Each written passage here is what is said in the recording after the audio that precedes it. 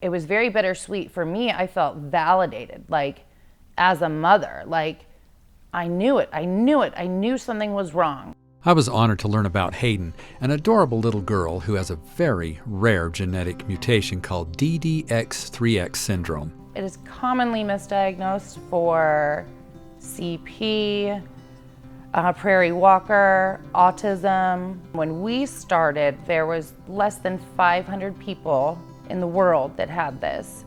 And now they say it's about 1 in a million. Hayden was 3 months old when Danny started noticing some atypical reflexive movements and that Hayden was falling behind with her milestones. She started doing things just that are reflexive, not even functional, and then she would just stop doing it. When she first came out of the hospital, she didn't want a nurse. She held her hands in a clasp like this till her little knuckles would just turn white, and then you would separate her hands and she would go right back into this praying position. So then at 6 months, I got her evaluated by TDD, which is a company that's close to our family, and sure enough, they said, yeah, she's delayed. We don't know what it is, but she's delayed. So that's how we started. Once Danny and her parents, Michelle and Randy, started having more concerns, Danny started taking Hayden to different specialists, hoping to get some answers. Hayden had some developmental issues long before they were diagnosed, and because she has such a rare diagnosis, I went through a long period of time trying to figure out what it was, and I got to watch my sister and her husband go through that, and that was really hard on them and hard to watch. What we had to do was go through 3 different genetic tests to find what her diagnosis was, and fortunately, my family has been in the realm of people with disabilities my entire life, so I was not going to settle for an autistic diagnosis because I knew she was not autistic. There was something more going on. And you know, like any other parent, I think they wanted an answer so badly. You know, it's hard to know that your child is different and your child has some unique needs and unique abilities, and not understand why. For me, the not knowing was probably the worst. That for me, that was worse than getting the actual diagnosis, because I knew when people said, oh, she's, you know, global developmental delay. Okay, well, that's just saying, you know, you have a headache. That's not, it's a Band-Aid. Actually gave me a great deal more empathy for the parents and people that we work with at RISE, because I got to have a front row seat to how much of a struggle that was. We really fought to get a diagnosis, and it was so frustrating because to find the right answers, and doctors would say this and that because they don't know, unfortunately, about this disease and this syndrome. Finally, when we got to it, it was very bittersweet. For me, I felt validated, like as a mother, like I knew it. I knew something was wrong, and it wasn't autism. It wasn't something else. It was something specific to her. Although Randy expected and waited for grief to come, it did not. He says the hard part was watching his daughter and son-in-law as they waited for a diagnosis. As we talked about what she was doing that was different and things she wasn't doing that we expected, and we kept looking at the, you know, here's a milestone date, it's been this many months or this many weeks or whatever. I think we went through lots of, well, it could be this, but no, it can't be that because it's this. And that's one of the curses of knowing, of being in the business for a long time. For me, the diagnosis was more, if they would come up with a diagnosis, it would just be settling for Danny and Jordan, because then they could have something to pin things on.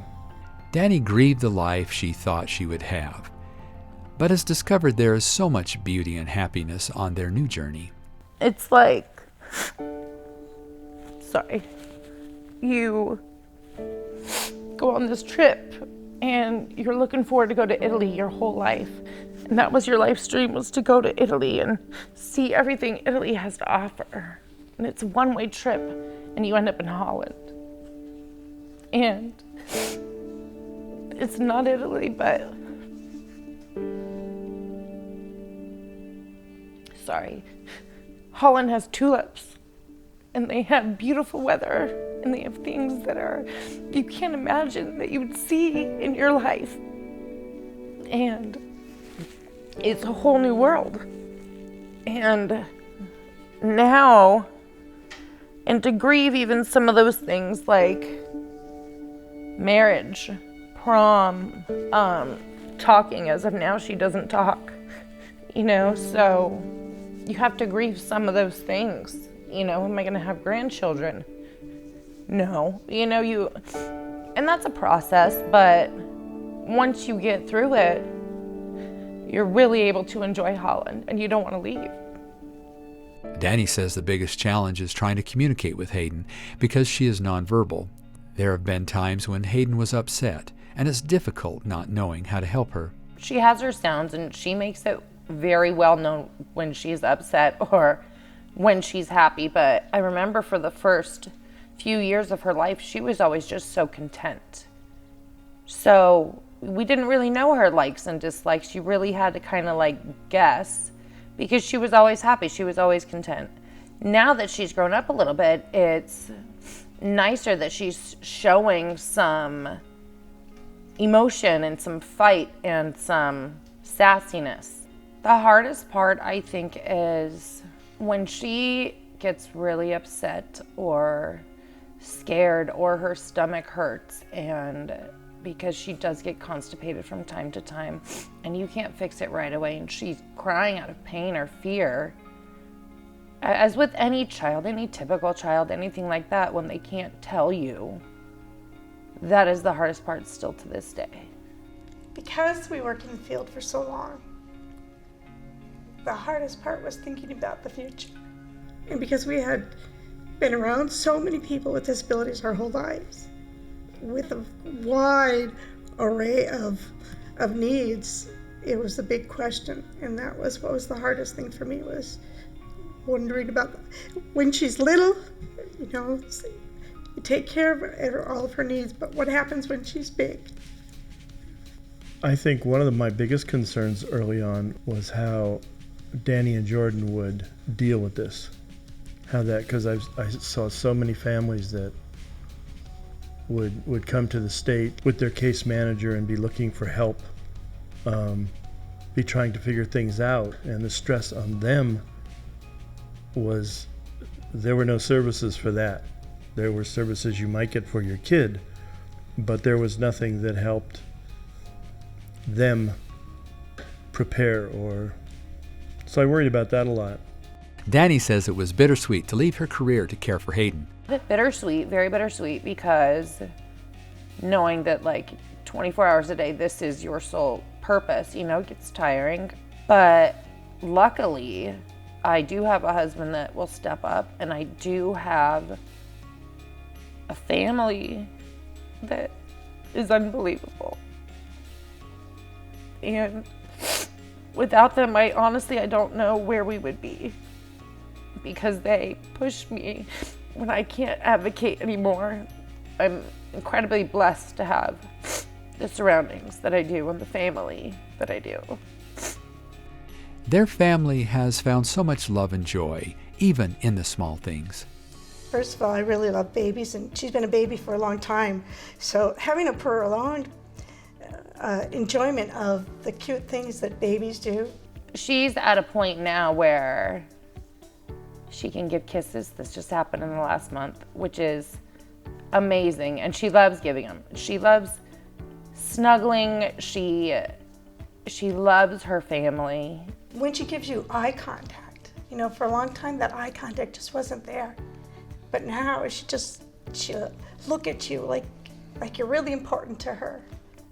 Me and my husband never wanted kids, and we got Hayden, and to see her with her father he is the best dad, and to see their relationship is such a joy. And just how my whole family's embraced her and his family has embraced her. Hayden's very hard not to love.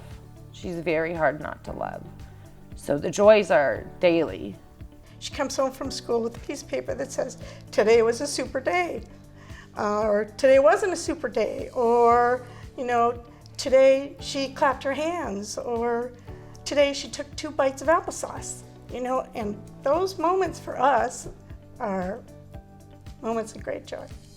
She and I get most of the time to put her to bed at night. I mean, she comes out here, sits on the chair with me and falls asleep. And that, you can't buy that. These baby tiny little steps that people take for granted, that I used to take for granted, are monuments in our world, and those are just pure joy. You know, you pray to God that you learn to love well. And then every kid comes by and every grandkid, and you learn a different facet of it. And she's just unconditional. She is an angel. Michelle encourages people to search for help and support through the state, and they can make a big difference in your life. You can get wheelchairs paid for by the state.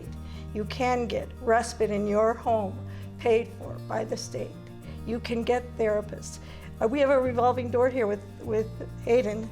She has 3 therapists a week that come to see her, besides her daily therapist and behavioral analysis. We have services, and we don't have to pay for those. But yet I go and pick up Hayden at school, and I stand outside with the other mothers of these kids that have significant disabilities, and they don't know anything about that there is a world of help out there. And there is, because that's where our career was. I would just tell people, you have to be your child's best advocate, your grandchild's best advocate, and don't give up, because other people are willing to. If I had to give advice to families that are just finding out that this is the possibility in their lives, or a probability, or a reality, lean into your family. Even though their initial reactions may be less than what you would like, your family is long-term. I mean, they're the guys that are going to be with you, and they're the guys that are going to support you, and they're going to be overwhelmed by your child, and you'll be overwhelmed by their acceptance and their love of your kid.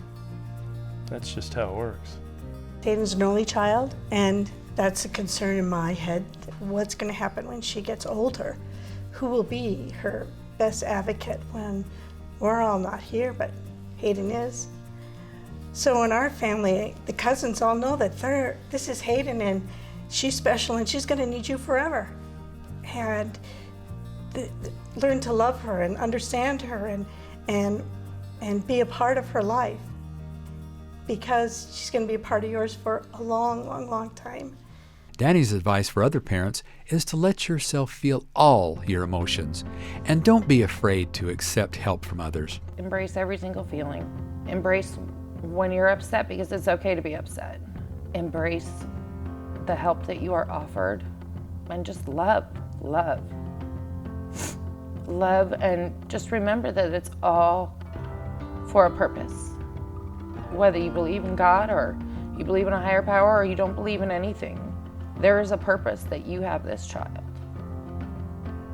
And remember that, and be thankful for that. I learn more from Hayden every single day than I learned my entire life.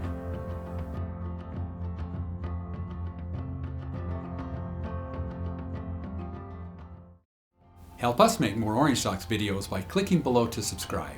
And make sure you hit the bell so you never miss an Orange Socks video. You can also find more of our videos here. Thanks for watching.